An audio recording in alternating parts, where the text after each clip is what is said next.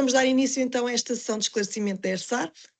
Este webinar, hoje de manhã, é dedicado aos serviços de abastecimento de água e gestão de águas residuais para as entidades gestoras em baixa, portanto já tivemos as sessões dedicadas às entidades gestoras em alta. Agora estas sessões são dedicadas às entidades gestoras em baixa e o objetivo destas sessões, o objetivo da ERSAR, quando promove estas sessões, é principalmente transmitir as alterações que foram implementadas do ciclo de avaliação do ano passado para este ano. Isto sem prejuízo de recordarmos algumas regras de validação que são comuns a todos os anos, até porque sabemos que existem pessoas desse lado que pode ser a primeira vez que estão a reportar informação à ERSAR e, portanto, também são, o nosso público-alvo pode ser esse também. E por isso temos o cuidado de transmitir algumas regras e pedimos desculpa a quem já esteja a ouvir mais do que uma vez, algumas regras de validação que gostamos de relembrar todos os anos e que são aquelas dúvidas mais frequentes que vocês têm no reporte da informação à ERSAR. Bom, isto é um sistema de avaliação cujo sucesso deve-se a vós, de facto, sem dúvida nenhuma. As entidades gestoras e a participação das entidades gestoras no reporte da informação ao regulador é aquilo que nos permite depois ter informação do setor e podermos, assim, evoluir no sentido positivo, evoluir no sentido da melhoria contínua. Esse é o principal propósito deste sistema de avaliação, é promover a melhoria, sinalizar quais são os objetivos mais relevantes e os indicadores mais relevantes a serem avaliados, sinalizar metas através das nossas bandas de referência e assim conduzir o setor para esta melhoria contínua. Este webinar vai, como referido, dedicar-se às principais alterações, quer no guia, quer nos fecheiros de reporte. Como sabem, fazemos o esforço todos os anos de melhorar os fecheiros de reporte, de introduzir automatismos que não existiam nos anos anteriores, portanto, sempre num processo de melhoria contínua. E, sem mais demoras, quero agradecer mais uma vez a presença de todos. Este webinar vai ser conduzido, então, pela equipa que está aqui presente. Inicialmente vai ser conduzido aqui pelo engenheiro João Rosa e depois a apresentação dos conteúdos, quer do abastecimento, quer do serviço de águas residuais, vai ser assumida pela engenheira Ruth Rodrigues, que já todos conhecem, e pela engenheira Rita Catarino, que alguns já conhecerão, outros menos, que é mais recente aqui na equipa, mas de qualquer forma já cá está connosco há alguns anos. E pronto, não adio mais esta sessão de abertura, quero-vos desejar bons trabalhos, um bom webinar e despeço-me até breve e bons trabalhos. Obrigada. Passo a palavra ao João.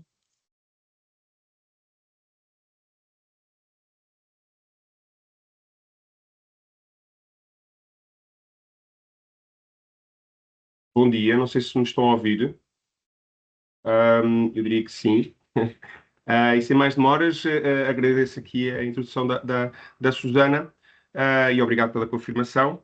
E então vamos então iniciar aqui a apresentação que estava programada para hoje. Ela será dividida em 5 partes. A primeira sobre o enquadramento desta sessão, fazemos depois falaremos sobre os prazos também associados aqui ao processo da AQS 2025.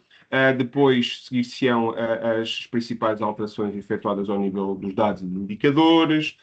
Falaremos também aqui dos ficheiros de reporte, as regras gerais de preenchimento, quais é que são as principais alterações. E por último encerraremos esta sessão com o esclarecimento das questões, as questões que foram colocadas na inscrição no webinar, mas também as questões que surgirem ao longo desta sessão. Bom, passando para o enquadramento desta sessão de esclarecimentos. Estas sessões enquadram-se nas ações que nós normalmente fazemos de capacitação, que fazemos anualmente às entidades gestoras. Optou-se novamente por este formato online, que depois ficará disponível para futura consulta no canal do YouTube da ERSAR. E neste canal também encontrarão outras edições anteriores e outros conteúdos audiovisuais da ERSAR. Então, o que é que nós temos aqui? Em relação Temos aqui também a questão aqui do guia técnico. Existem aqui outros instrumentos que as entidades gestoras poderão utilizar.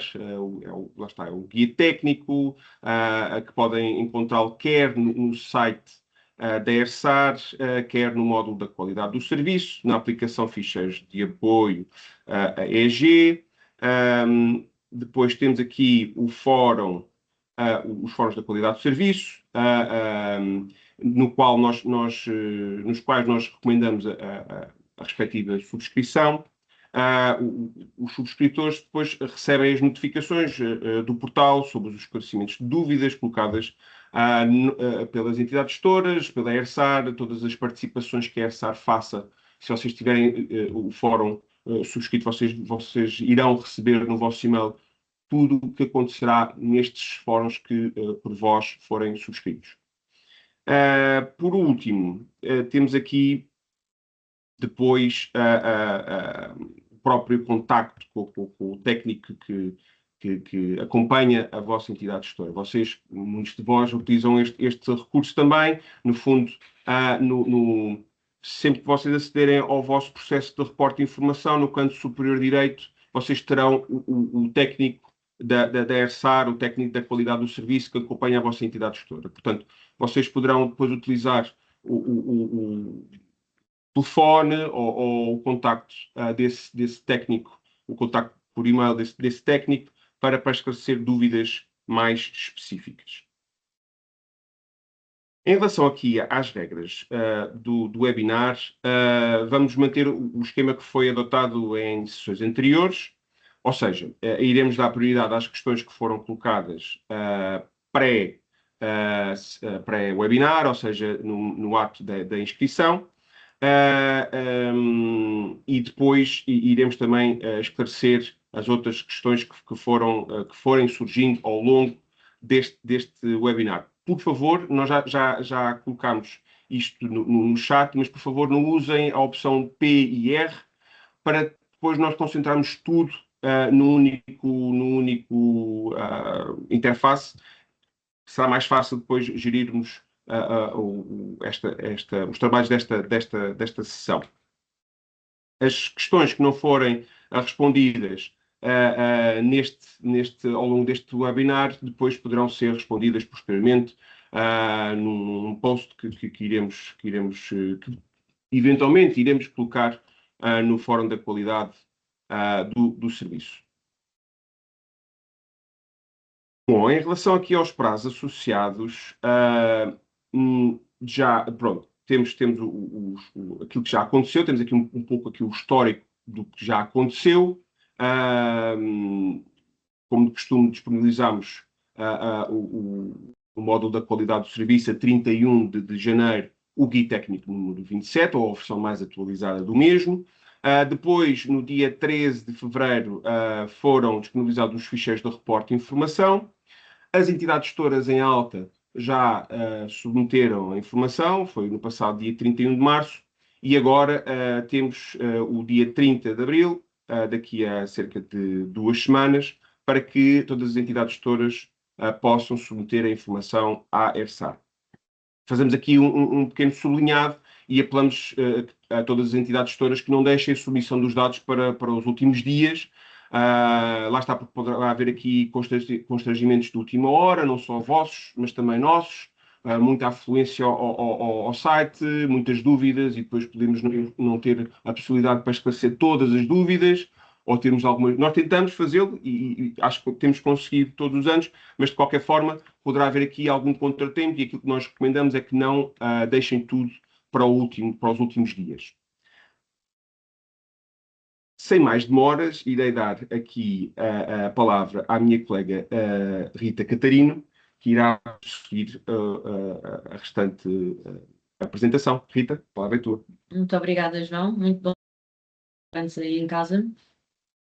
Vamos então focar-nos no Guia Técnico número 27, que foi publicado a 31 de janeiro e que serve de apoio ao reporte e preenchimento dos dados da qualidade de serviço. Como sabem, devem consultá-lo sempre que tiverem algumas dúvidas, por exemplo, se alguma informação deve ou não ser considerada num determinado dado. As alterações no Guia Técnico 27 estão identificadas a amarelo, como vocês já sabem, e iremos então começar aqui com o serviço de abastecimento de água. Com o objetivo de uniformizar o reporte por parte das entidades gestoras relativamente às juntas de freguesia que ainda operam nas vossas áreas de intervenção, a ERSAR decidiu clarificar e densificar a informação a recolher. Neste sentido, foram introduzidas algumas alterações no dado DA08, aqui, como podem ver, que vamos apresentar neste slide. Este dado passou a ter uma designação mais abrangente, deixando de se designar juntas de freguesia que prestam o serviço e passou a designar-se juntas de freguesia e associações de utilizadores que operam na área de intervenção. Em ciclos anteriores, este dado era um dado ERSAR, aqui como vocês podem ver, importado por nós diretamente no portal. Contudo, e para reforçar a monitorização do PENSARP, este dado passa a ser um dado com origem da entidade gestora, ou seja, a EG passa a ser responsável pelo reporte deste dado. Também neste seguimento foi atualizada a definição do dado, que passou a incluir não só as juntas de freguesia, mas as associações de utilizadores também. Importa ainda referir que foram definidos critérios mínimos mais detalhados para a contabilização dos alojamentos abastecidos por estas juntas de freguesia e associações de utilizadores nos dados dos alojamentos, garantindo assim que haja maior coerência entre os vários dados reportados. Isto é, anteriormente, nos momentos de validação, verificávamos muitas vezes algumas inconsistências no reporte. Isto é, para a mesma entidade, havia dados que incluíam que as juntas de freguesia estavam incluídas, noutros dados não incluíam qualquer informação acerca destas áreas.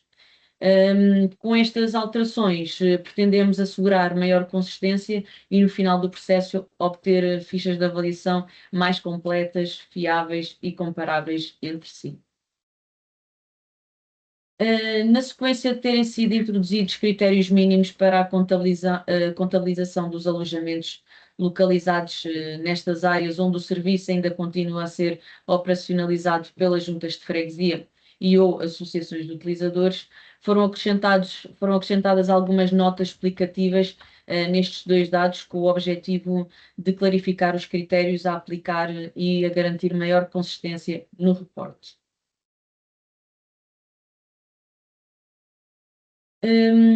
Como referido anteriormente, este dado passa a ser da responsabilidade da entidade gestora, pelo que importa clarificar como é que deve ser o seu reporte.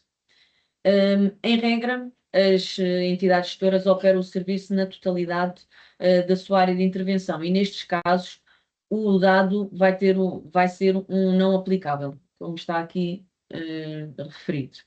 Contudo, quando ainda existem juntas de freguesia ou associações de utilizadores a operar o serviço de abastecimento, neste caso, a EG deve preencher este quadro, que está das gestoras. Então, dar aqui algumas instruções. Também para vos auxiliar, sempre que clicarem, adicionarem o cursor em cima destas células que têm esta marca vermelha no canto superior direito, podem consultar aqui algumas notas explicativas que vos auxiliarão no preenchimento do dado. Então, neste quadro, a entidade gestora deve, na primeira coluna, peço desculpa da nota ter ficado por cima, mas acho que conseguem perceber o alcance do que eu estou a dizer. Neste quadro, na primeira coluna, devem identificar a junta de freguesia ou a associação de utilizadores e nestas três devem assinalar um X na coluna correspondente ao grau de conhecimento que vocês possuem acerca dessa área. Ou seja, a EG sabe que determinada entidade opera na sua área de intervenção, mas se não dispuser de mais nenhuma informação, deve colocar o X na primeira coluna. Se dispuser da informação mínima, deve colocar o X na segunda. E se dispuser da informação completa acerca dessas áreas, deve colocar o X na terceira coluna. E agora vocês devem estar a perguntar-se o que é a informação mínima. Então, para este efeito, a ERSAR considera como informação mínima o conhecimento que vocês têm e que vocês receberam por parte dessas juntas de freguesia ou associações de utilizadores, os dados relativos ao cadastro e aos volumes de água, que depois farão parte do balanço hídrico. No guia técnico, aqui está neste slide, mas no guia técnico também estão discriminados todos os dados que são considerados como requisitos mínimos.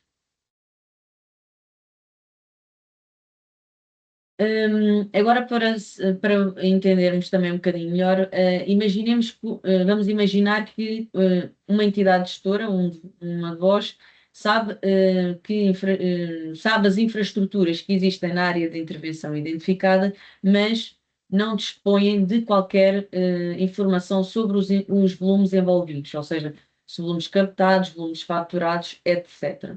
Neste caso, mesmo que vocês saibam os alojamentos que estão a ser servidos por essas juntas de freguesia, estes não devem ser considerados no dado DA19 e no DA20. O mesmo se aplica na situação inversa. Por exemplo, se a EG tiver conhecimento tiver conhecimento dos volumes, mas não tiver conhecimento sobre as infraestruturas, não souber discriminar as infraestruturas que estão aqui envolvidas, também não devem ser considerados contabilizados os alojamentos nessas áreas. Assim, e não me querendo repetir, mas agora de uma forma mais gráfica, sempre que a entidade gestora tem conhecimento das infraestruturas e dos volumes associados às áreas de intervenção operadas por essas juntas de freguesia, esses alojamentos servidos devem ser contabilizados nos alojamentos com serviço efetivo e nos alojamentos com serviço disponível não efetivo. Ou seja, a contabilização destes alojamentos depende da combinação de todos os dados anteriormente identificados. Ou seja, precisa que haja resposta a estas três componentes, pelo menos a estas três componentes. No serviço de gestão de águas residuais, procedemos então às mesmas alterações no que respeita aos dados das juntas de freguesia. Assim, o DA passou a ter uma abrangência maior, deixando-se designar juntas de freguesia que prestam o serviço e passando a designar-se juntas de freguesia e associações de utilizadores que operam na área de intervenção da entidade gestora. O reporte também passa a ser da responsabilidade da entidade gestora e passa a incluir as associações de utilizadores que também se encontram nestas áreas. Não são só as juntas de freguesia, mas também podem ser consideradas as associações de utilizadores. Foram também, à semelhança do que aconteceu no abastecimento, foram também densificados os critérios mínimos para a contabilização destes alojamentos. Assim como estava a referir, estas alterações são em tudo muito semelhantes às do serviço de abastecimento de água, e então foram introduzidos também critérios mínimos para a contabilização dos alojamentos localizados em áreas onde o serviço ainda continua a ser operacionalizado pelas entidades gestoras, pelo que acrescentámos também notas explicativas não só nestes dois dados, mas também nos dados dos alojamentos servidos por soluções individuais. Estas notas adicionais têm o objetivo de clarificar os critérios a aplicar e a garantir que haja maior consistência no reporte. O reporte é em tudo semelhante ao do abastecimento de água. Aqui nestes slides temos aqui umas pequenas dinâmica no aparecimento das informações. Portanto, aqui temos o quadro que vocês devem preencher. No canto superior direito, as notas explicativas e as regras são semelhantes às do abastecimento. Ou seja, devem preencher a junta ou a associação de utilizadores na primeira coluna e numa das seguintes colunas selecionar a que corresponde ao grau de conhecimento que vocês detêm sobre essas áreas. O grau, a informação mínima, os requisitos mínimos também são as infraestruturas e os volumes de água, neste caso os volumes de águas residuais. Como podem ver, são menos dados envolvidos, mas que devem todos, para considerarmos como informação mínima, tanto na água como no abastecimento, devem de ter toda a informação de todos os dados que estão aqui mencionados.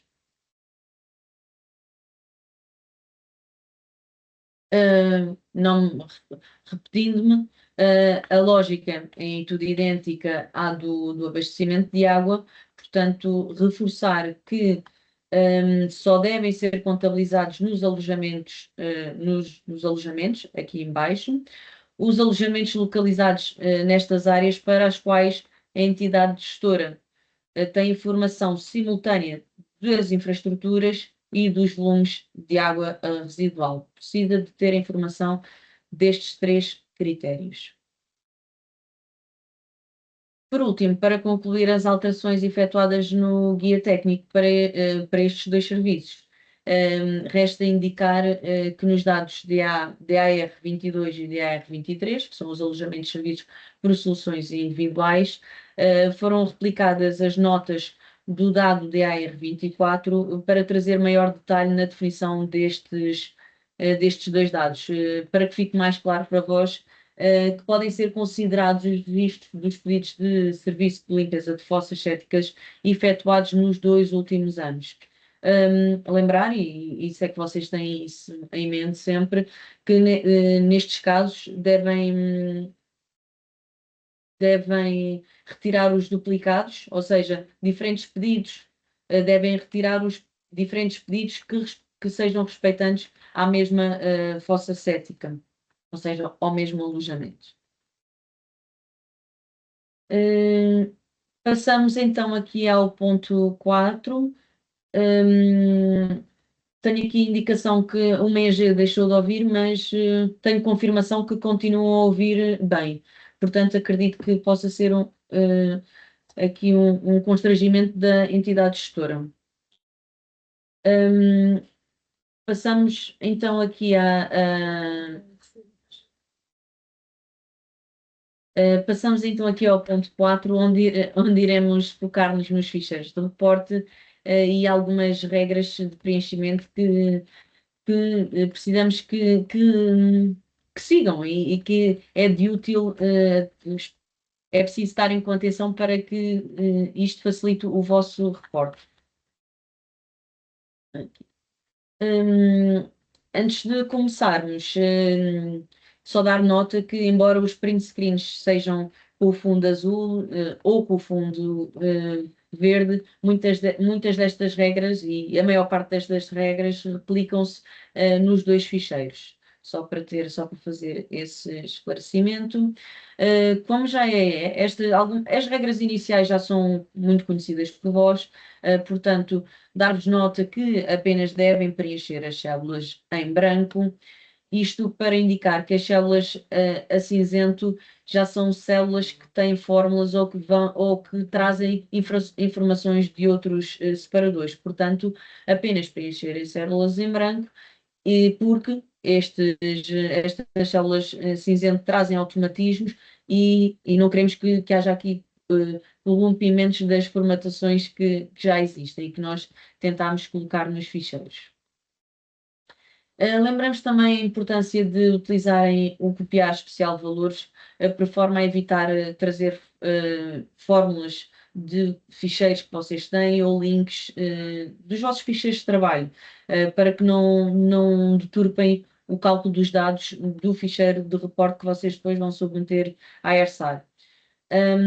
Alertamos também para situações onde podem haver aqui colunas escondidas, porque quando vocês estão a fazer a cópia integral dos vossos ficheiros para os nossos, podem corromper e depois têm que eliminar alguma coluna, aqui alguma informação, e isto depois perturba também o funcionamento das colunas que estão escondidas.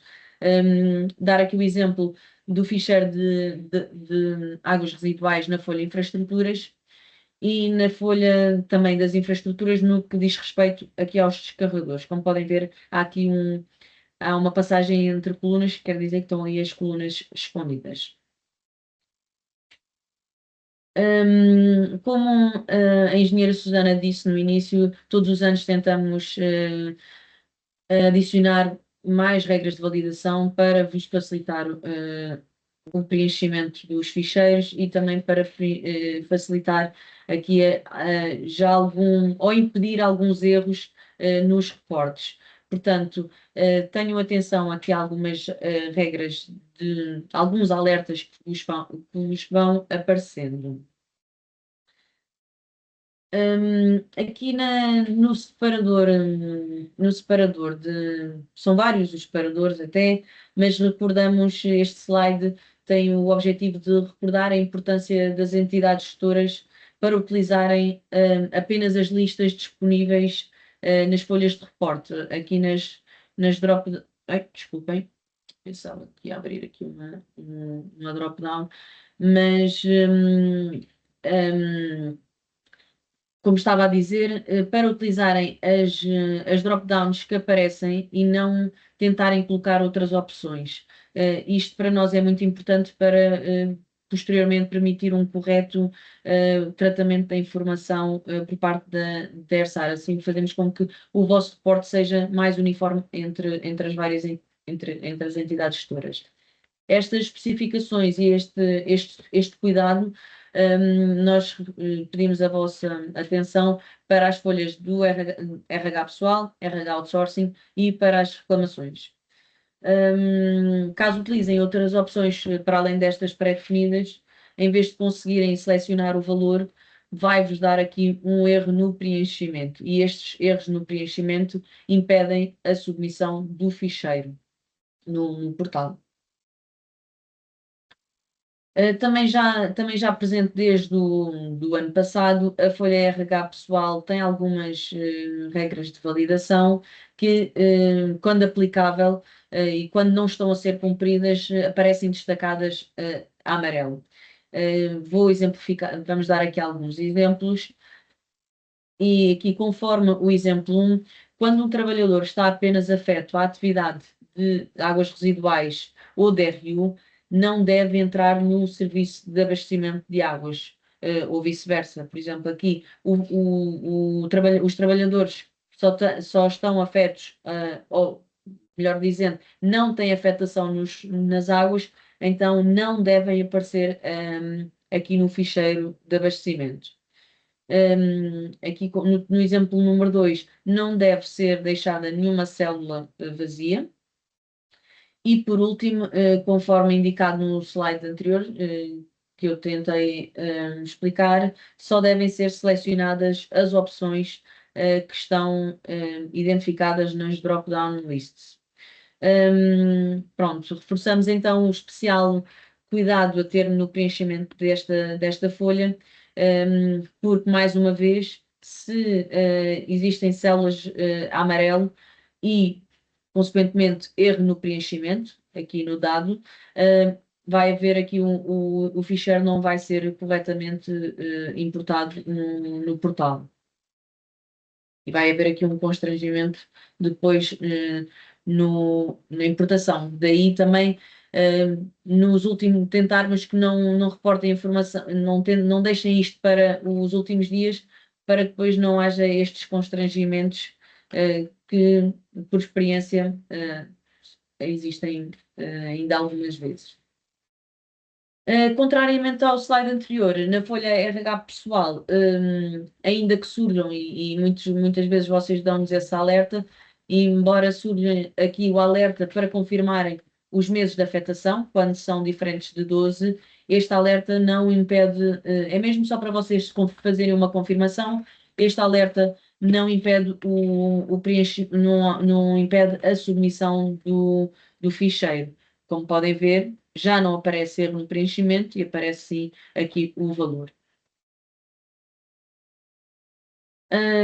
No mesmo seguimento de selecionarem as drop-down lists, Aqui dar nota que no separador dos recursos humanos outsourcing, estas validações encontram-se a 2 níveis, tanto na área funcional como na atividade em outsourcing. Agora, relacionado com as folhas, condutas e coletores, já desde o ano passado, nós, a pedido de algumas entidades gestoras, incluímos uma coluna nestes separadores, de identificação do troço, que relembramos que é de preenchimento facultativo, ou seja, podem deixar esta coluna em branco, ou seja, é de caráter opcional. Não é preciso introduzirem qualquer informação se não for útil para vós. Neste slide, pretendemos reforçar que na folha apoio, tanto no ficheiro de A como no ficheiro de águas residuais, nas folhas apoio devem ser consideradas apenas as etas e as hectares com medição de caudal, independentemente da periodicidade que essa medição tenha.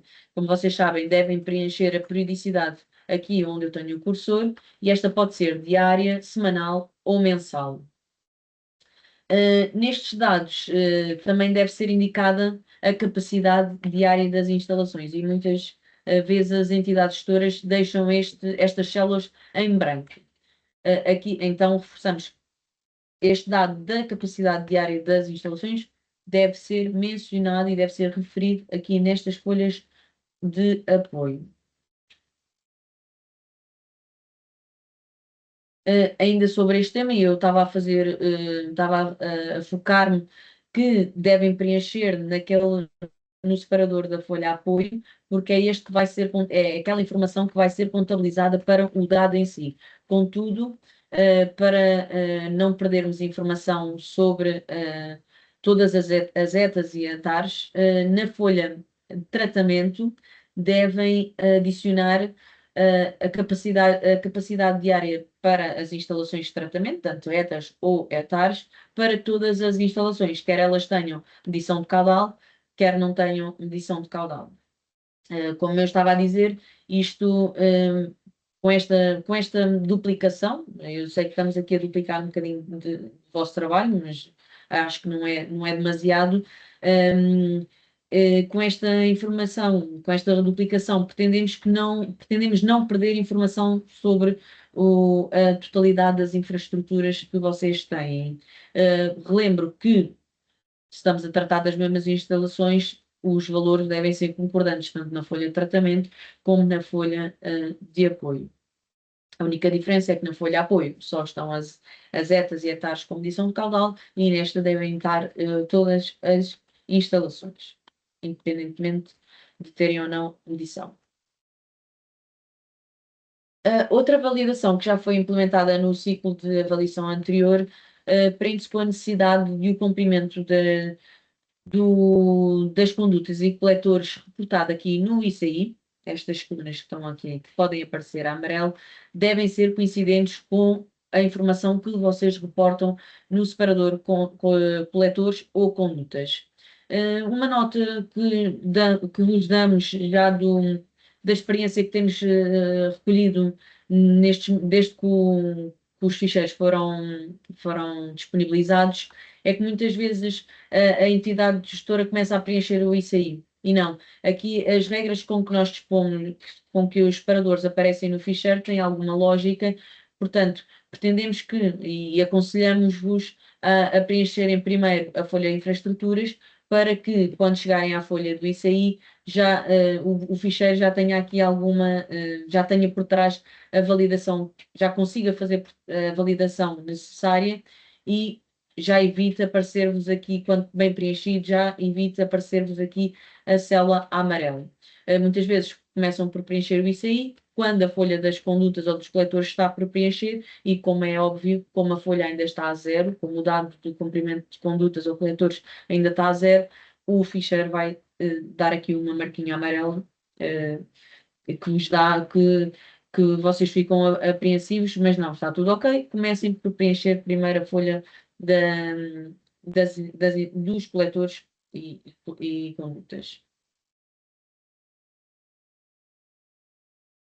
Também outra regra de preenchimento já comum tem a ver aqui com o consumo de energia no tratamento, isto para o ficheiro de águas residuais. O consumo de energia destinado ao tratamento não pode ser superior ao consumo de energia da instalação e não pode ser zero, não pode ficar vazio. Isto, claro, para as instalações que tenham consumo de energia. Relembra-se que neste dado devem ser consideradas as elevações à entrada, das estações de tratamento, desde que seja possível individualizar o consumo de energia da estação elevatória. Acabámos de relembrar algumas regras que já estavam aplicadas o ano passado. Este ano adicionámos mais uma novidade, mas bem neste sentido, tem aqui a ver com a validação da classe G no IMC. À semelhança do que acontece no ICI, aqui, deixa-me ver, exato. Aqui na classe G devem fazer coincidir os volumes com o que vocês reportam na folha no separador volumes de água 2. Estes volumes devem ser coincidentes. Quando não são, também aparecerá a célula a vermelho, tentarem perceber se é igual ou se não é igual, e se mantiverem alguma dúvida, também entrarem em contato connosco, mas façam primeiro isto. Da mesma forma, na classe H, adicionámos a regra que envolve o volume de água total entrada no sistema, que deve ser igual ao volume que o ficheiro tem no dado de A48, água entrada no sistema, que vocês podem visualizar no separador volumes de água. Agora, adicionando aqui ao tema das juntas, que são temas mais sensíveis, aqui um tema também vamos pedir-vos a vossa máxima atenção. Trata-se da coluna onde deve ser reportado o número de grupos eletrobomba, ou seja, devem ser reportados nesta coluna o número de grupos que bombeiam para destinos diferentes.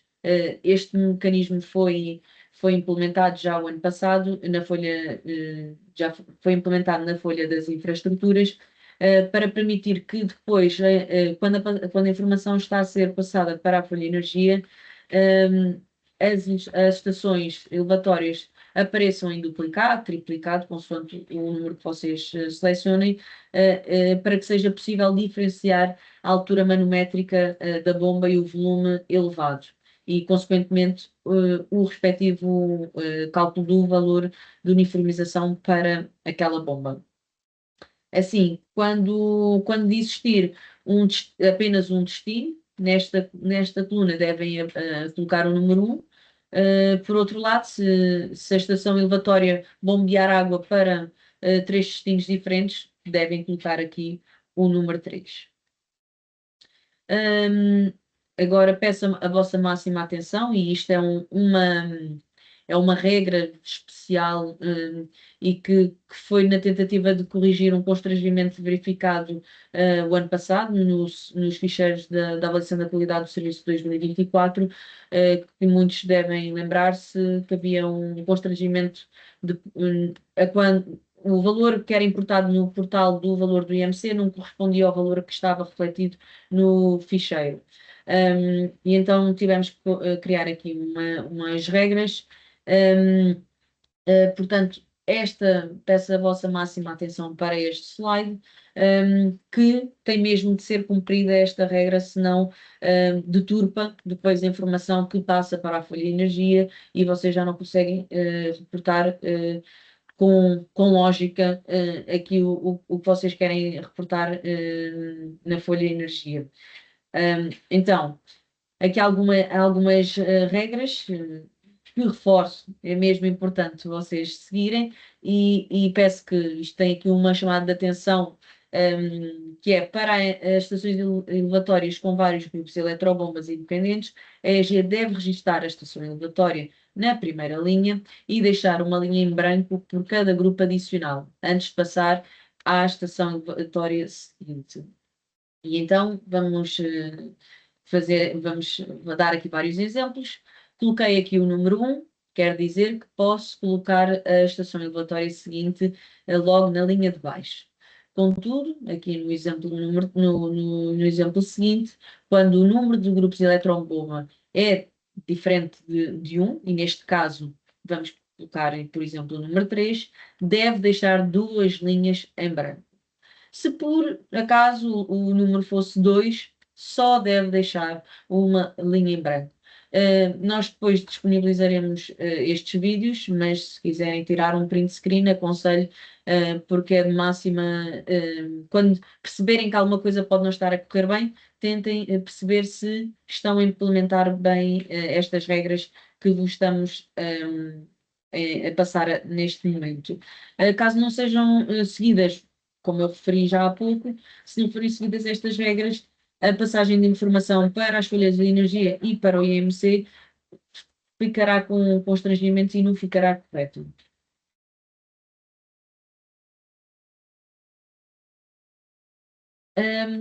Pronto, eu vou deixar mais, enquanto passo a palavra à minha colega, deixo aqui mais uns momentos este slide, contudo, as principais alterações e as regras de preenchimento já foram faladas, e passamos então aqui, passo a palavra à minha colega Ruth Rodrigues, que focar-se-á no esclarecimento de questões que já foram colocadas quando a inscrição no webinar. Obrigada, Ruth. Ora, muito bom dia a todos. Obrigada, Rita, obrigada, João. Então, a mim cabe-me então esta última parte desta apresentação que tem a ver realmente com as respostas às vossas questões que foram colocadas.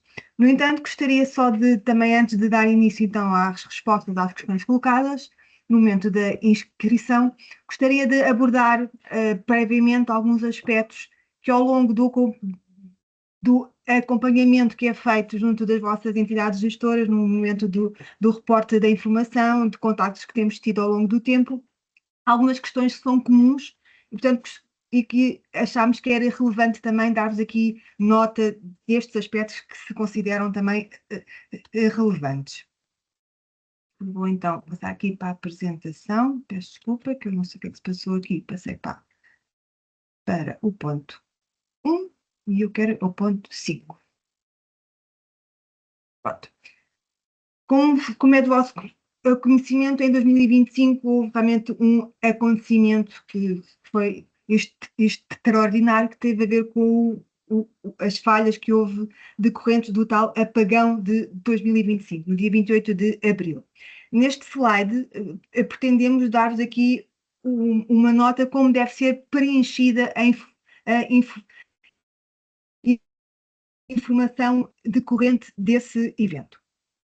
Portanto, neste slide que está aqui, vamos então dar aqui um exemplo de uma tabela com vários episódios de falhas que foi registado dentro daquele período. E para facilitar a leitura, destacamos duas situações distintas. O número 1 tem a ver com uma falha que ocorreu antes do apagão. Portanto, houve uma falha com uma duração de 1 hora e que... Desculpa, não estou conseguindo ver no rato, não sei o que se passa. Se sou eu, se... Acho que é isto. Ok. Pronto, houve uma falha com uma duração de 1 hora, que afetou 55 ramais, mas que não foi planeada. Portanto, esta falha não teve qualquer relação com o evento apagão, apesar de ser no dia 28 de abril. Portanto, deve ser reportada como outro dia qualquer. No entanto, houve aqui mais duas ocorrências, estas sim, relativas ao apagão. Portanto, houve uma que teve 8 horas, que afetou 55 mil ramais, por exemplo, houve parte do sistema que foi afetada por esta falha, e o que é que deve ser considerado neste momento? Portanto, para a EG não ser prejudicada por um evento que não teve qualquer responsabilidade, digamos assim, deve indicar que esta falha foi planeada, portanto, vai dizer que sim, houve o planeamento, que houve o aviso prévio superior a 48 horas, que é para também não ser contabilizada como tal, e vai dizer que o aviso prévio tinha a indicação da duração da falha. Aqui neste caso, vamos supor que foram 8 horas, e portanto é isso que nós estamos aqui a apontar como sendo 8 horas. Resumindo e concluindo, para ser mais fácil, portanto, todas as ocorrências que foram resultado do apagão de 2025 devem ser reportadas no fecheiro de abastecimento de água como sendo uma falha planeada, com aviso prévio superior às 48 horas e com a duração da falha do aviso prévio igual à ocorrência que efetivamente aconteceu e ocorreu. Porque é que nós estamos a pedir este detalhe e este reporte? Porque com este detalhe e com esta distinção vai ser essencial para que garantir que as entidades gestoras não são prejudicadas nem são penalizadas por falhas que são resultantes desta ocorrência e vai permitir a nós, à ERSAR, quantificar com rigor o impacto que este evento teve na realidade na prestação do serviço que foi prestado aos utilizadores finais. Portanto, é uma maneira de se ter os dois melhores mundos, digamos assim. Portanto, vocês não são penalizados por um evento que não tiveram qualquer responsabilidade e a ERSAR acaba por ter informação fiável e fidedigna. Isto era uma situação que é comum a todas as entidades gestoras e que achámos que era importante, face às questões que nos foram sido colocadas, também a passar-vos esta informação. Outro aspecto que nós temos estado a notar e a reparar nas várias questões que nos têm sido colocadas pelas entidades gestoras tem a ver com o reporte e com o preenchimento da folha condutas e coletores. E tem a ver com a informação relativa ao material atual, tanto das condutas como dos coletores.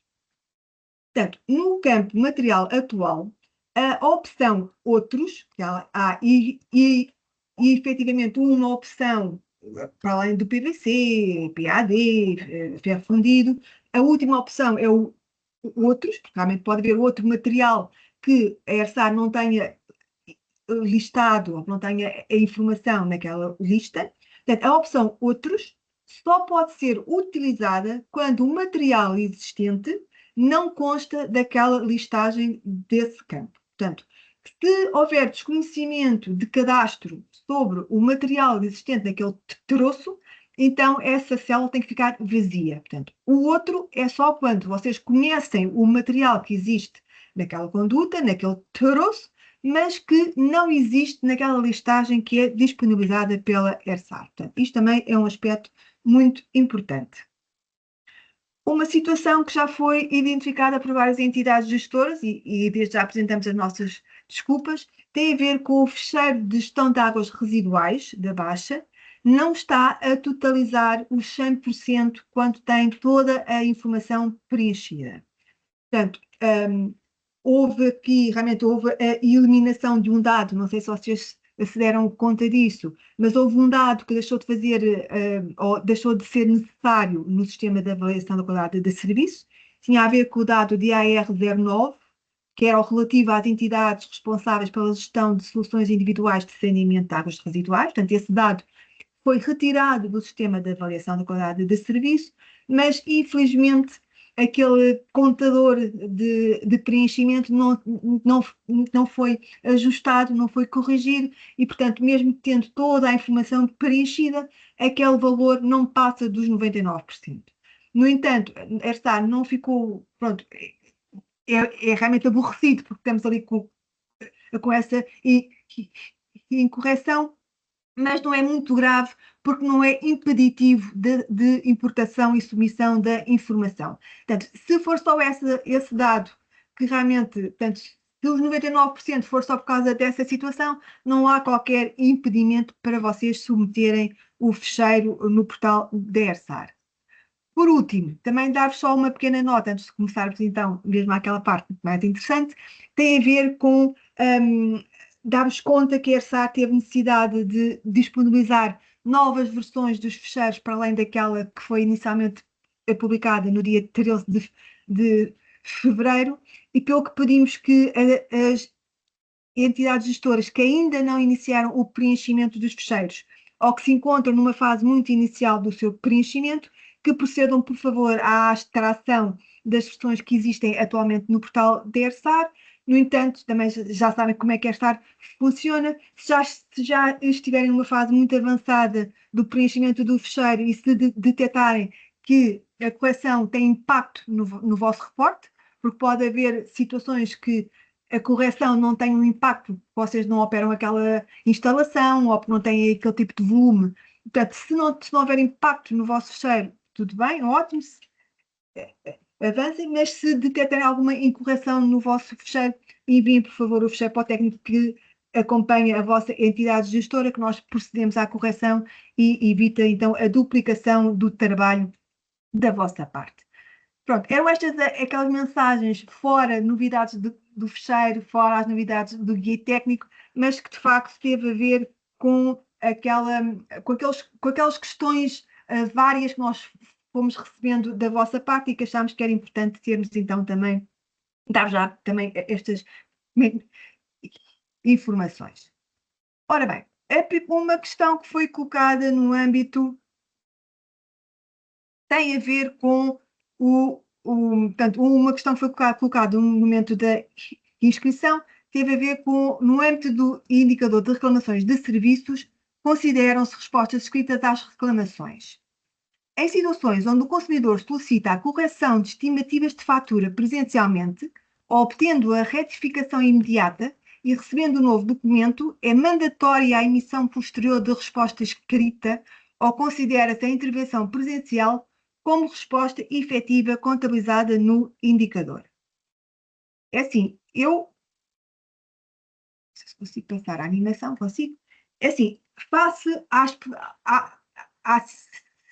à situação exposta, afigura-se-nos que isto não é uma reclamação nem escrita nem telefónica e, portanto, está fora do âmbito de reporte da avaliação da qualidade de serviço. Portanto, relembrar-vos que no âmbito da qualidade de serviço, o que nós temos aqui são só as reclamações escritas ou telefónicas e, portanto, aqui, como é uma reclamação presencial, não está abrangida no âmbito do reporte da qualidade de serviço. Portanto, eu peço desculpa se a nossa interpretação não foi a mais correta, no entanto, caso a dúvida persista ou exista alguma dúvida, por favor, estejam à vontade para que vejam essa situação e que exponham de novo a questão para vermos então o que se passa, por favor. Outra questão colocada também no âmbito das reclamações tem a ver com se as respostas intermédias são consideradas pela ERSAR da mesma forma que as respostas finais para efeitos de cumprimento de prazo, ou é entendido como não respondido. Isto é uma daquelas questões que também é comum, é muito comum, e também dá nota aqui que do seguinte. As respostas intermédias são consideradas como respostas para efeitos de AQS, desde que essas respostas evidenciem de forma clara que houve uma análise da questão apresentada e que houve realmente alguma apreciação do assunto que está a ser exposto à EG. Portanto, o que é que não é considerado como resposta no âmbito da AQS? São aquelas respostas de conforto, que é normalmente aquelas respostas automáticas. Portanto, são todas aquelas que não evidenciam que efetivamente houve alguma análise da questão. Portanto, se houve uma análise, se houve alguma interpretação, é uma resposta intermédia porque ainda não houve possibilidade de resolver e determinar, digamos assim, o assunto, digamos assim. Portanto, ainda não houve essa possibilidade. Depois, ainda na sequência da mesma questão, foi colocada outra que tem a ver com quando o prazo da resposta final se encontra suspenso devido a entidades terceiras ou por falta de elementos ou documentação por parte do cliente, de que forma deve essa suspensão ser refletida nos fecheiros de reporte enviados à ERSAR? Podem existir respostas finais fora de prazo por motivos alheios à AEG?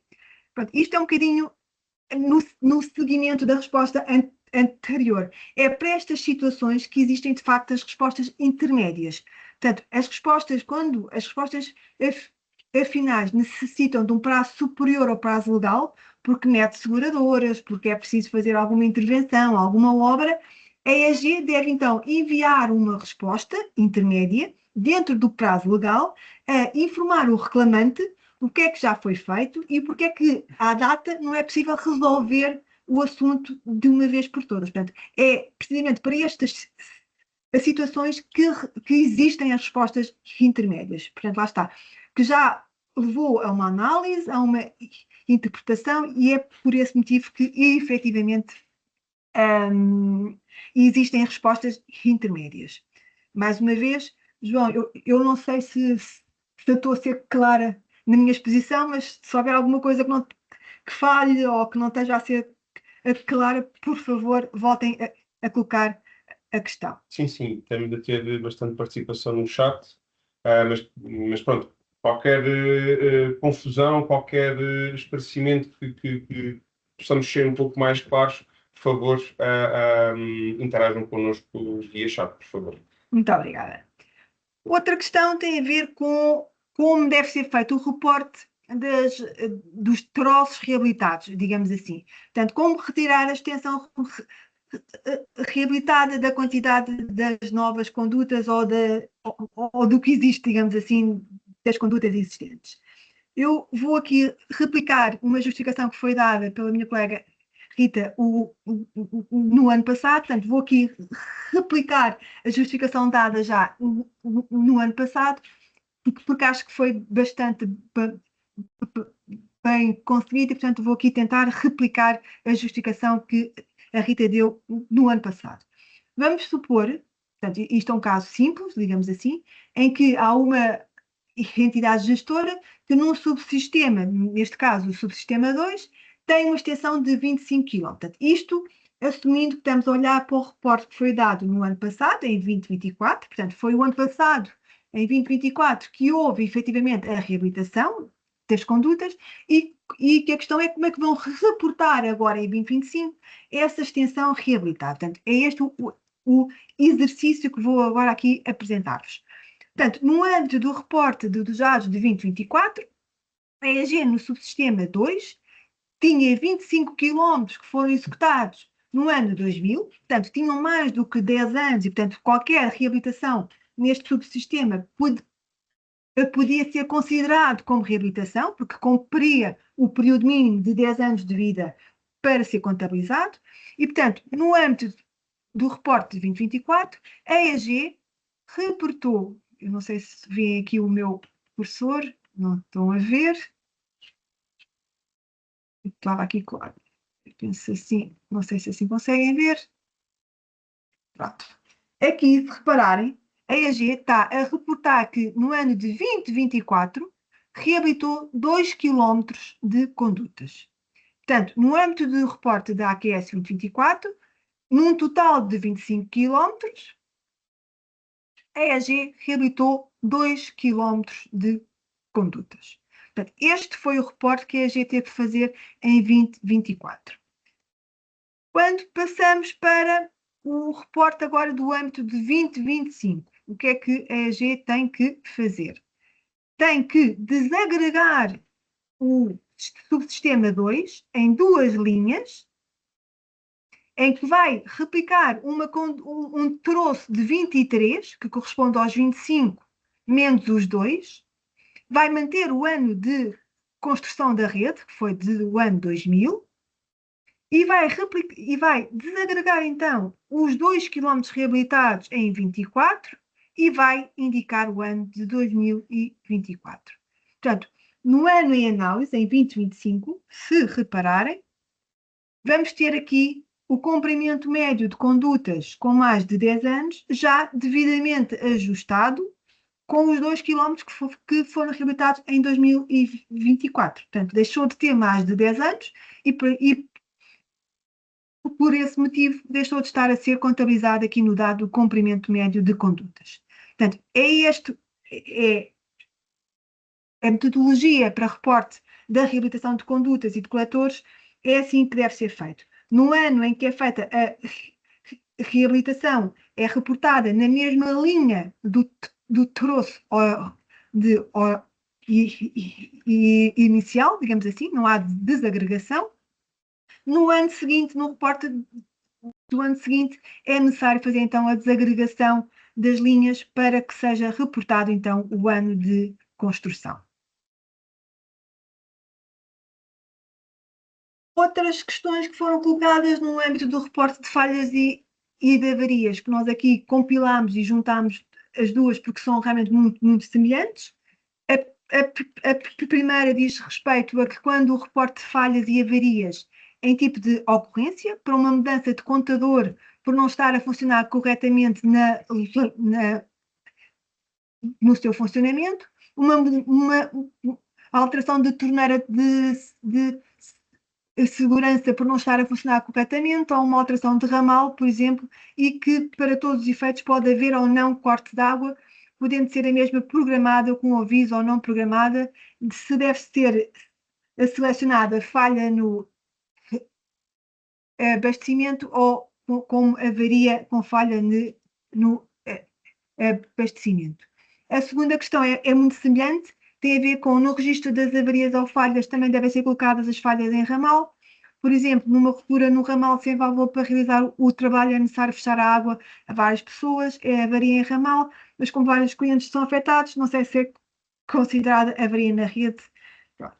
Aqui o que se passa é o seguinte, todas as interrupções, todas as falhas decorrentes de falha de ramal, de contador, portanto, qualquer interrupção deve ser contabilizada sempre como falha. E depois há um campozinho à frente onde indicam quantos ramais foram afetados pela interrupção. Portanto, no caso concreto, se houver a interrupção, por exemplo, de um ramal único, reportam essa falha e dizem que só foi afetado um ramal. Se houver uma intervenção num ramal, por exemplo, ou que tenham depois consequência em 5 clientes, mas como o ramal desses 5 clientes é o mesmo, o ramal é sempre um. Portanto, o que nós estamos aqui a contabilizar é o número de ramais afetados e não o número de clientes afetados. Isto também é uma questão muito importante. E dava também aqui uma nota adicional. Aquela seleção, aquela opção que é avaria com falha, só deve ser selecionado quando existe uma avaria na rede, portanto, alguma conduta que cause um impacto ou que tenha um impacto de interrupção, está bem? Portanto, a partir do momento em que seja avarias em ramais, em contadores, em válvulas, não é aqui para ser contabilizado como avaria. Ali é só mesmo avaria em condutas, está bem? Portanto, isto também é uma questão muito importante. Espero ter respondido às duas questões, mas lá está. Mais uma vez, se houver alguma questão, por favor, digam. E depois a última questão que foi colocada no âmbito da inscrição tem a ver com a instalação de uma bomba hidropressora instalada numa zona para poder aumentar a pressão em 3 ruas e que a questão tem a ver que se podem considerar esta bomba como estação elevatória, onde coloca o valor de consumo de energia que essa bomba teve no ano em análise e sim, se o volume anual elevado pode ser considerado como o valor total distribuído e medido pelos consumidores dessas mesmas ruas. Vou então tentar responder às questões, dizer que, uma vez que se trata de uma bomba hidropressora, portanto, é só para dar pressão a um certo ponto da vossa rede, esta não deve ser considerada como estação elevatória para efeitos de cadastro. Portanto, não deve ser considerada no dado DAA a 32AB. No entanto, o seu consumo de energia tem que ser reportado, porque para o vosso sistema funcionar é necessário esse consumo de energia. Portanto, na tabela das estações elevatórias, na primeira linha que esteja vazia, portanto, em que não tenha nenhuma informação relativa às estações elevatórias, devem colocar o consumo dessa hidropressora e podem colocar uma notazinha, um comentário a dizer que consumo relativo à hidropressora A, B ou C. Pronto. Devem efetivamente reportar o consumo de energia. Quanto à folha energia, depois, no que diz respeito ao fator de uniformização, como vocês bem sabem, esse dado exige uma fiabilidade mínima que tem a ver com ou o equipamento conta-horas ou com um medidor de caudal, mesmo de volume elevado. Portanto, se não existe nenhum destes dois equipamentos associados a esta hidropressora, esta instalação não pode ser considerada no cálculo do fator de uniformização nem para o indicador da eficiência energética. Portanto, esta estimativa que a gente estava aqui a propor, que era usar os contadores dos clientes que são servidos por esta hidropressora, não pode ser usada esta estimativa, porque realmente o guia, como refere, só é aceito o volume elevado quando é determinado por medição de caudal ou com o equipamento conta-horas. Pronto, e eu terminei aqui as questões que foram colocadas no momento da inscrição. Vi que houve várias questões que foram sido colocadas ao longo tanto da Rita como aqui também, enquanto estava aqui a responder. Portanto, iria pedir agora ao João, por favor, que me colocasse estas questões, que eu agora já estou um bocadinho perdida aqui na ordem, portanto, se me pudesse ajudar, eu agradecia. Antes de mais, eu só queria aqui perguntar à Sandra Almeida que eventualmente especificasse se a sua dúvida aprendia-se com o slide, com aquele esclarecimento que nós prestámos sobre as reclamações, ou se existe aqui alguma particularidade no reporte de informação das reclamações que ainda não foi endereçado por nós e que eventualmente fará sentido aqui esclarecer. Pronto, feito este pequeno parênteses, iríamos começar pela primeira dúvida que foi colocada aqui pelo SMAS PRD, e é relativa aqui à informação de ramais reportados na folha de desenvolvimentos e ramais. Tem o número de ramais igual à reportada na folha ICI. No entanto, o campo fica salientado, a cor amarela, e na folha resumo assumo como um erro. E eventualmente poderá haver aqui alguma particularidade que foi feita, por exemplo, algum copy-paste, e às vezes o copy-paste não foi feito com os valores simples, e portanto não foi um copy-paste values, foi um copy-paste normal, e deve ter esmagado aqui alguma coisa, alguma formatação, ou podem ter havido aqui um rastreamento de células ou linhas, e isso pode interferir com o preenchimento. Eu salvo aqui alguma coisa que a minha colega Ruth possa depois aqui acrescentar, e eu aquilo que se calhar aconselhava é que, lá está, entrassem aqui em contacto com o técnico que acompanha a vossa entidade gestora, lá está, seguindo aquilo que nós também referimos nos primeiros slides desta apresentação, para que nós possamos ver ao detalhe o que é que se passa com o vosso ficheiro de reporting de informação, porque se a informação é idêntica em ambas as folhas, é porque eventualmente existe aqui alguma questão de pormenor que tem que ser ultrapassada. Eu não sei se... É isso mesmo, João. Seria esta a resposta que queria dar. Eu só queria dar talvez uma pequena chega, que se a fiabilidade do dado dos ramais, se for por estimativa, se calhar ficou com NR no dado dos ramais, mas de qualquer maneira, a melhor maneira é enviar realmente o fecheiro para o técnico que acompanha a vossa EAG, que assim não há dúvidas. Pronto. Então, a próxima dúvida também é aqui do SMAS PRD. Em relação aos comandos outsourcing, devemos reportar uma auditoria ROC? Ok, a auditoria ROC, portanto, do Revisor Oficial de Contas. Presumo que sim. Ok, sim, senhor. Eu diria que sim, porque conforme consta no guia técnico, e agora se calhar iria pedir, por favor, para partilhar o guia técnico.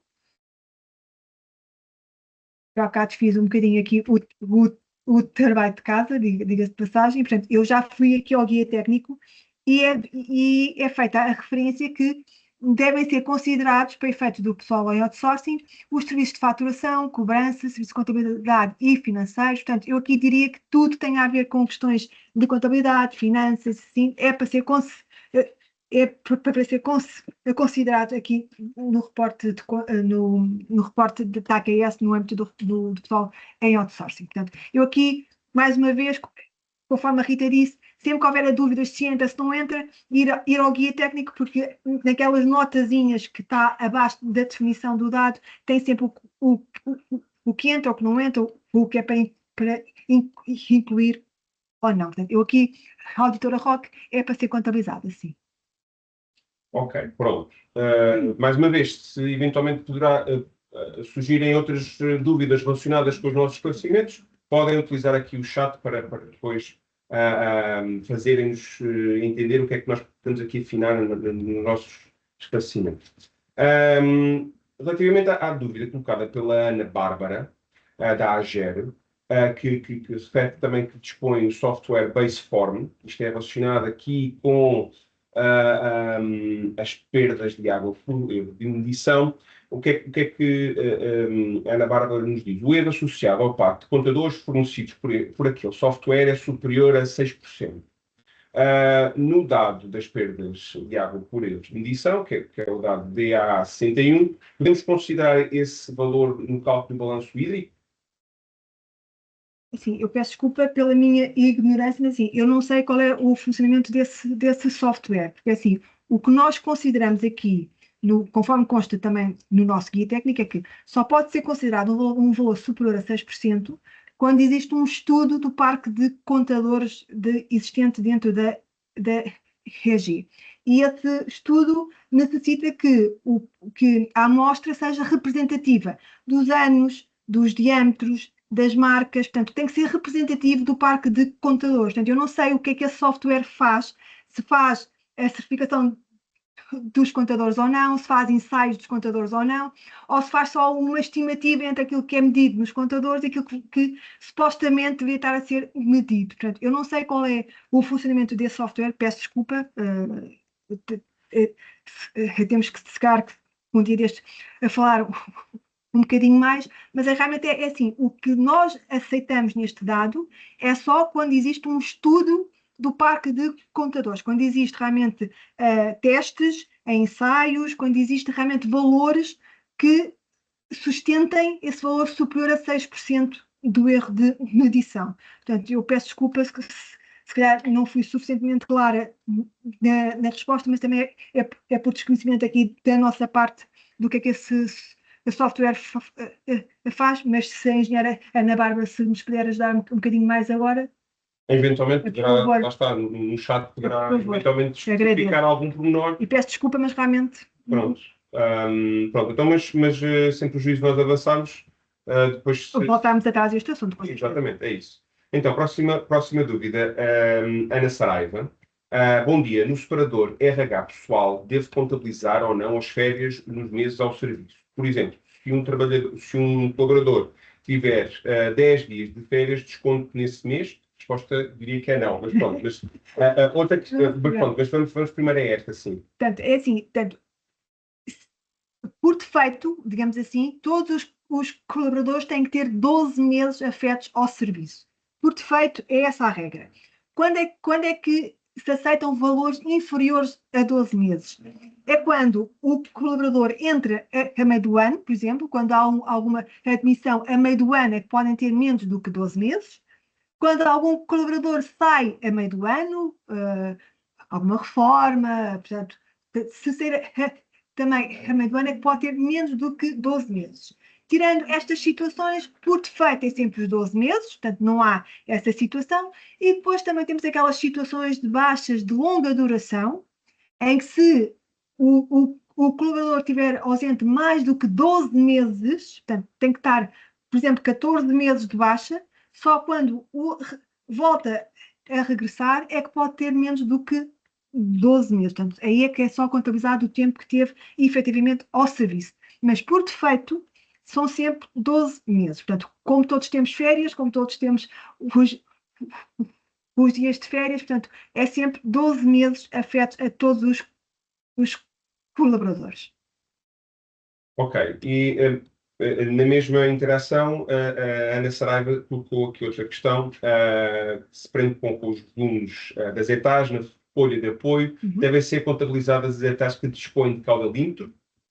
As que os caudais são estimados não devem constar, certo? É isso mesmo. Portanto, como a Rita disse, é isso mesmo. Portanto, quando na folha apoio só devem ser registadas as instalações, portanto, as hectares ou as hectares, que têm medição de caudal. As que não têm medição de caudal não devem ser reportadas na folha apoio, só na folha tratamento e só na folha infraestruturas.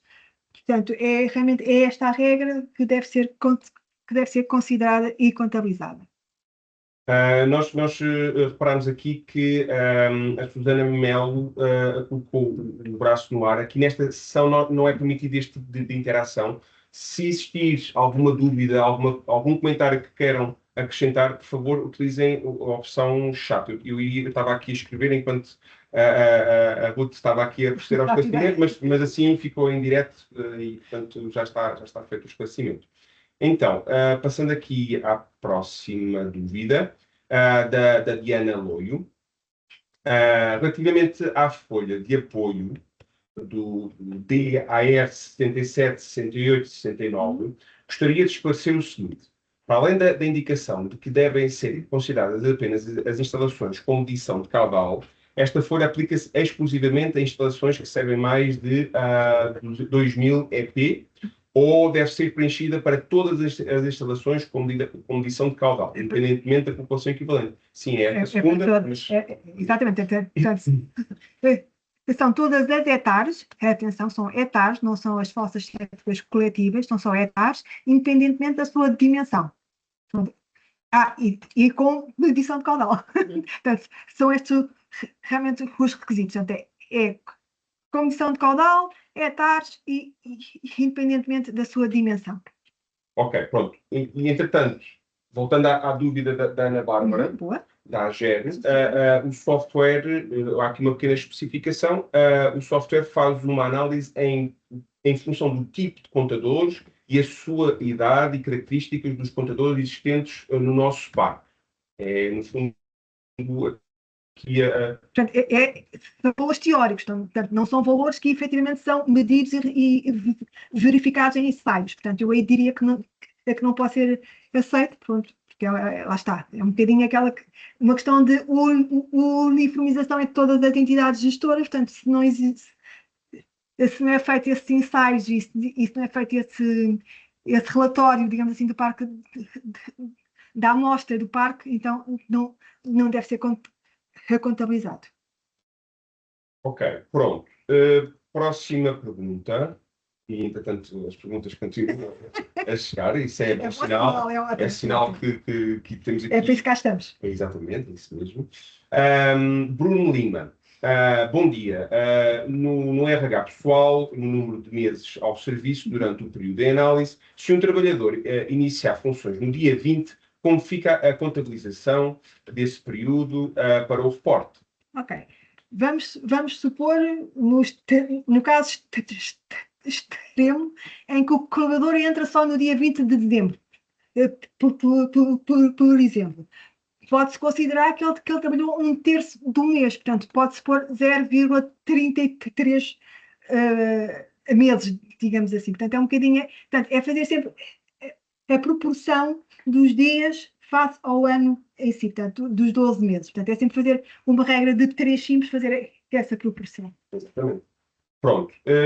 Passando à próxima dúvida, eu acho que é uma dúvida barra dificuldade, é aqui a Ana Silva, da Câmara Municipal da Milhada, em que refere que continua com o erro no preenchimento do pessoal afeto e faz aqui um print screen do ficheiro que neste momento está a preencher. E lá está. Nós conseguimos ver. Eu posso ir. Pronto. Mas de qualquer forma aqui eu posso responder esta pergunta, porque é assim, o ficheiro tem aqui algum problema no próprio preenchimento, porque eles indicam aqui no dado erro de preenchimento, mas depois não existe aqui nenhuma indicação, e lá está. conforme aquilo que eu tinha referido anteriormente, lá está, é este. Dá aqui uns refs. Houve algum arrastanço. Exatamente, houve aqui algum arrastanço, houve aqui algum copy-paste que foi feito, mas aqui, sem dúvida que é um arrastamento de células. Aquilo que nós recomendamos é nunca arrastem células, porque depois pode acontecer isto. O preenchimento que nós recomendamos fazer sempre é copy-paste values, ou então manualmente fazer o preenchimento diretamente no ficheiro. Claro que para uma informação tão vasta, se calhar é um pouco impraticável isso. Portanto, copy-paste values simples. E se enganarem é apagar a célula e não arrastar para outro sítio. Isso é que gera sempre estes refs. Portanto, se houver algum engano, alguma célula mal preenchida, alguma célula deslocada, é apagar e nunca arrastar de um lado para o outro. Exatamente. Pronto. Ou seja, neste sentido, a entidade gestora deve enviar a ficha para nós resolvermos a questão. Exatamente, é isso. Obrigado. Próxima questão. Sandra Pereira, bom dia. Ainda relativamente à folha de apoio, DAR 107, 108 e 109, sendo o registro de totalizadores de caudal 2 a 3 vezes por semana e, por conseguinte, a distribuição de caudal diária é estimada, pode considerar-se a medição de caudal diária e documentados os caudais nas referidas folhas, com indicação da periodicidade diária? Não, é assim, portanto, antigamente o nosso indicador era muito mais exigente. Neste momento é possível que se reporte valores mensais, semanais ou diários. E a opção diária só deve ser usada quando efetivamente existem registros diários. Portanto, quando existem, por exemplo, 2 vezes por semana e depois a EG distribui o volume pelos restantes dias, deve ser reportada como sendo o valor semanal. Está bem? Portanto, se não tem valores diários reais, se é feita a distribuição ou se é feita aqui alguma estimativa, nunca pode ser indicado como sendo diário. Está bem? Portanto, no caso exposto, tem que ser reindicado como sendo a periodicidade semanal. Pronto. Próxima questão, da Sandra Almeida. Bom dia. Gostaria que fosse esclarecida a questão das reclamações presenciais, pois o ficheiro AQS, nos ficheiros AQS contemplam as reclamações presenciais. Depois eu questionei, lá está, eu questionei se isto foi aquele tal preâmbulo que eu fiz. E aqui a Sandra Almeida refere que a dúvida prende-se com a explicação da engenheira Ruth, quando respondeu à questão levantada relativa às reclamações presenciais. Eu peço desculpa se realmente não percebi a questão, mas a questão é que a pergunta que nos era dada era que houve alguém que se deslocou ao serviço e que estava a tratar o assunto presencialmente. Portanto, as questões presenciais não entram no âmbito do nosso do reporte da AQS. O que temos é só as escritas e realmente as telefónicas. Eu não sei se tem a ver com a questão presencial, formulário ou outro documento escrito. Aqui é quando alguém se desloca lá e que pede para, como não quer usar o livro de reclamações, ou vocês têm algum formulário para resolver essa questão, mas isso é se houve realmente esse preenchimento. Se não houve esse preenchimento, então é presencial, não entra aqui no reporte da AQS. Se houve este preenchimento deste formulário, portanto, se houve, e se a pessoa assinou, que é uma questão importante, se a pessoa assinou, então vocês têm que enviar uma resposta por escrito também no âmbito deste contacto. E realmente peço desculpa que eu na altura não percebi então o alcance da questão quando eu também não, e lá está, mas pronto, eu fiquei sempre um presencial com o escrito. Mas realmente, muito obrigada realmente pela insistência, porque realmente é isso mesmo. Se houve realmente a necessidade de se passar o contacto por escrito, eu diria que não, uma vez que na questão era dito que era algo resolvido no momento e na altura, portanto, diria que não houve realmente nada escrito e que o reclamante não assinou no formulário, mas de qualquer maneira, se houve essa assinatura, se houve esse preenchimento, então tem que haver uma resposta por escrito, sim, senhora. Portanto, aqui a lógica é tudo que entre escrito tem que haver sempre resposta escrita. Sem dúvida, sem dúvida. Se não houver escrito também não há resposta, não há entrada escrita. No fundo, aqui o indicador pretende avaliar a capacidade de resposta das reclamações escritas, lá está, chegam Isso mesmo. às entidades gestoras. Não é o número, mas sim a resposta que é dada às reclamações que chegam. Exatamente. Pronto. Eu constato ainda que a Susana Melo continua com o braço suado. Lá está, voltando aqui a sublinhar que nós não temos este tipo de interações nesta sessão. Ou seja, se houver aqui alguma dúvida, terá mesmo, ou algum comentário que queira acrescentar, terá mesmo que utilizar aqui a opção chat e não P e R. É a conversa ou chat. Mas pronto, mas retomando, temos aqui três questões ainda. Agora é a Sara Souza. Bom dia. Relativamente ao ICI, na subclasse A7, o que podemos considerar a utilização da planta podemos considerar a atualização da planta da rede. Desculpa, estou aqui. Uma atualização pontual de novas extensões de rede ou substituições de condutas, podemos considerar atualizada nos últimos 2 anos, ou só podemos considerar atualizada se a EG tiver efetuado o levantamento cadastral? A ideia aqui é também, pronto, como vocês bem sabem, este índice foi usado também no âmbito das candidaturas do próprio POCUR, portanto era uma maneira que nós íamos acompanhando os investimentos que foram feitos na sede de cadastro. Até aqui o que deve ser considerado é se a EG tem o seu cadastro atualizado, quando existe alguma atualização, alguma expansão de rede, alguma reabilitação, ou, portanto, seja o que for, se é feita essa atualização no cadastro ou não. Portanto, se houve alguma reabilitação no último ano e se já está refletida no cadastro, no SIG, então deve dizer atualizada nos últimos 2 anos. Se, no entanto, se há alguma obra, se há alguma intervenção que foi feita há 4 anos e que só agora é que foi feita a atualização do cadastro do SIG, então deve ser indicado que foi atualizada nos últimos 5 anos.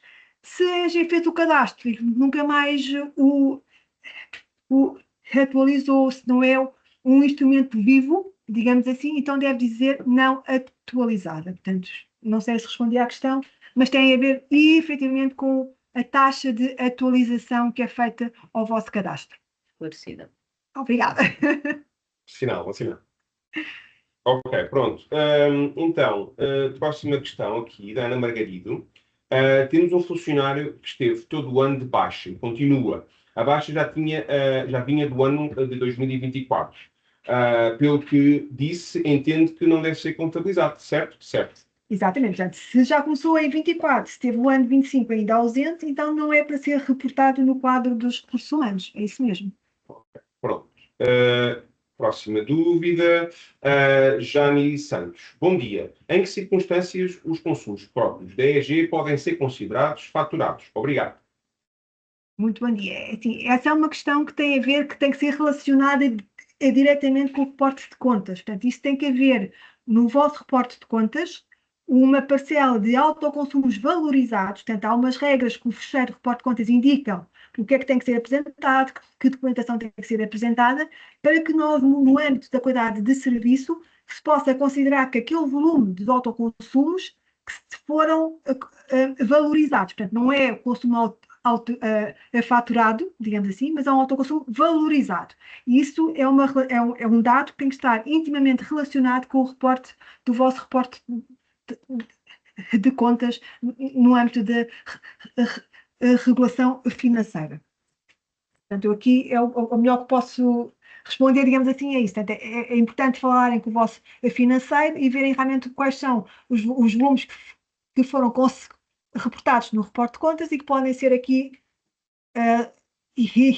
indicados e sempre sujeitos depois a uma validação depois em sede de auditoria para ver se pode ou não aceitar este volume aqui em AQS. E desculpa interromper e só acrescentar que estamos a falar neste caso de volumes que têm que ser medidos. Certo, exatamente. É importantíssimo essa nota. Portanto, só se consideram autoconsumos valorizados quando são objetos de medição. Obrigada, Rita, é isso mesmo. Ok. Então, agora, voltando aqui à dúvida que a Ana Bárbara tinha colocado no início, relativo aqui ao erro associado ao Pacto Fundador. Falei com a colega que trata deste assunto e referiu que foi numa auditoria da própria ERSAR em 2023 que referiu que poderíamos utilizar esse valor dado pelo software Baseform. Obrigado. Pronto, é assim, como sabem, as auditorias também é uma fase em que nós aprendemos e temos realmente auditores externos a fazer esse trabalho. Nós tentamos acompanhar o melhor possível que se consegue com os auditores, mas infelizmente não conseguimos às vezes detectar essas pequenas incorreções e realmente essas pequenas falhas que são aceites, digamos assim, em sede de auditoria. Portanto, eu peço desculpa, realmente houve essa falha, mas de facto não cumpre com aquilo que está definido no Guia Técnico 27 e por esse motivo, se calhar, já em AQS 2024 já não foi aceito, se calhar por causa disso mesmo. Portanto, e pedimos desculpa, mas realmente nós tentamos acompanhar o melhor possível os auditores externos, mas é um volume que não nos é possível, às vezes, acompanhar todos estes pequenos aspectos e pormenores. Esclarecida aqui também a Ana Bárbara, nós é que agradecemos. Houve aqui mais duas dúvidas. A primeira aqui da Graça Martins, ainda nos recursos humanos. Quando o Executivo muda devido a eleições, como foi o caso em 2025, podemos indicar que os elementos do primeiro Executivo tiveram 10 meses e os do segundo apenas 2 meses? Sim, é isso mesmo. Isto que a tomada de posse aconteceu a 30 de outubro. É isso mesmo. Isto considerando que a percentagem de afetação de um executivo é igual à do segundo executivo. Portanto, se for igual a percentagem afeta de um executivo ao do outro, porque às vezes pode haver a necessidade do senhor vereador ter mais tempo afeto ou menos tempo afeto, se for igual até a percentagem, até pode indicar só 12 meses numa única linha.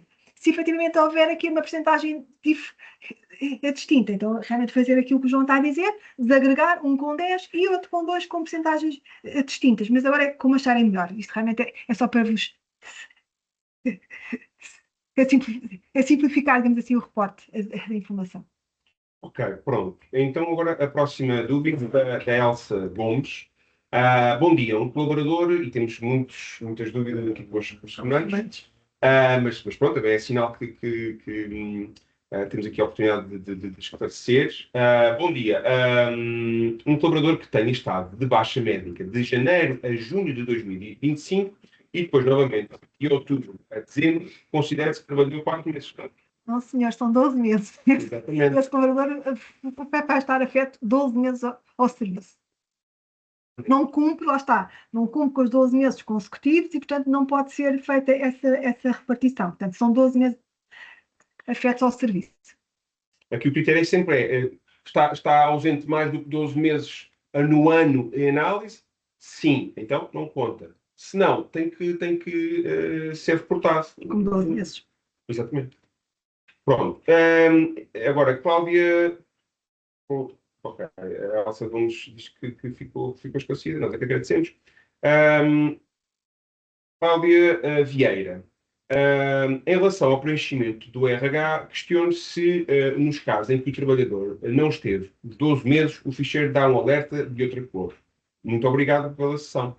Como a Rita disse, quando apresentou essa folha, há alguns alertas que são efetivamente alertas e que não são impeditivos de submissão do fecheiro de reporte. E este é um caso deles. Portanto, quando vos aparecer essa questão de estar 12 meses, se puseram 11 ou 10 ou seja, os meses que for, e se vos aparecer sombreado, é um laranjinha, também é aquele amarelo forte, é um laranjinha mesmo só para vos salientar, é só para vos obrigar, digamos assim, a confirmar que realmente estão a reportar o valor correto.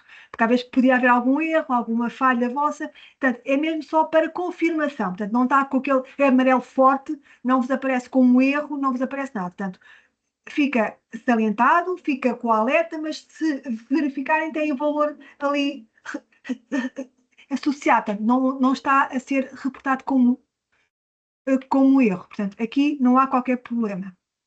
Ou seja, amarelo forte, alerta, temos que alterar sempre qualquer coisa. Este amarelo fraco é só apenas para confirmarem se a coisa está ou não correta ou não. Pronto. Entretanto, já não temos mais nenhuma dúvida. Eu vou fazer aqui um pequeno compasso de espera, porque eventualmente poderá haver aqui alguma pessoa que tenha estado muito atenta às dúvidas e pode não ter respondido. Ou pode não ter tido tempo ainda para colocar. Exatamente. Aqui há a Susana Mel, que continua com o braço do ar. Eu diria que não existe nada aqui, poderá haver aqui alguma falha no próprio PC. E, portanto, relembrar o quê? Relembrar que depois esta sessão ficará disponível no nosso canal do YouTube. Nós informaremos depois quando é que estes vídeos ficarão disponíveis no fórum da qualidade do serviço. Lá está. Quem ainda não subscreveu, nós recomendamos que subscrevam. Porque existem outras dúvidas, às vezes que são colocadas pelas entidades gestoras, vós, não é? E que podem ser comuns, e assim temos aqui o efeito da coisa ser esclarecida transversalmente. Dúvidas mais específicas, problemas mais específicos, como por exemplo alguns problemas que nós também vimos agora nesta sessão, por exemplo, um ref que aconteceu, um amarelo que devia estar a aparecer, mas que eu esmaguei com um copy-paste simples e não values.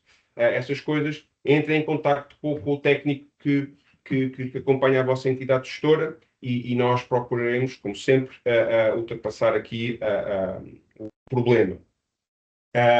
Por último, pedimos mesmo que não deixem a submissão para os últimos dias, para o último dia. Depois pode haver aqui algum problema de última hora. Vocês depois a vossa entidade gestora até pode ser excluída, por exemplo, dos prémios e CLSA, por causa destas questões. Às vezes vocês podem ter um reporte fantástico, mas estes pormenores podem depois comprometer depois aqui acesso a outras coisas. Visto que não há aqui mais nenhuma pergunta, nós acho que vamos terminar esta sessão agradecendo a vossa participação e lá está, manifestando a total disponibilidade para que em futuras questões, futuros problemas, estamos sempre aqui disponíveis para eventual esclarecimento, solucionamento da questão que nos deportam. Obrigado a todos, bom dia. Muito bom dia, muito obrigada. Até à Obrigada próxima. a todos. Até uma próxima.